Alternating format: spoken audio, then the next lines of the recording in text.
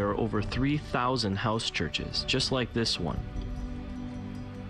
One thing Dennis pointed out to me was that most of the underground churches in China are actually led by young people. These kids have all come out of the communist system, and they want nothing to do with it. They only want to spread the love of Jesus to everybody they meet. This is a music school. Well, that's the cover anyway. It's really a training school for students who want to be pastors. The government thinks they're simply learning to play instruments.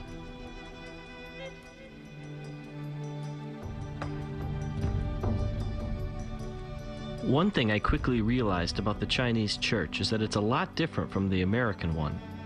For one thing, they think a 4-hour sermon is short. But more than that, even, is how different their services looked from ours. I mean, see for yourself what happens when a desperate people plug into a powerful God.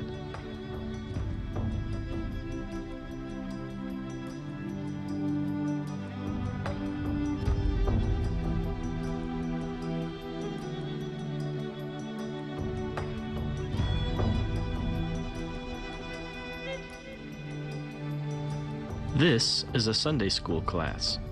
What's the big deal about that, you ask? Well, none of these kids' parents are Christians. They send their kids here so they will learn to be good children. Nearly all of these children will eventually lead their parents to the Lord. In this church service, it's 120 degrees inside the building.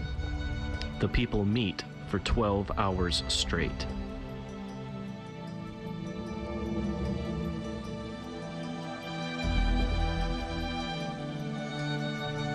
Dennis told me one story about a time he went to a very remote village in China to preach. He was led into a large room where the people were packed so closely together that he had his back to the wall and could reach out and touch the row in front of him. Everyone stood. There was no room to sit. He asked how long he should preach for, and they told him from 8:30 to 7 at night. Then they asked him if it wasn't too much trouble, could you come back tomorrow and preach from 8:30 to 7 again?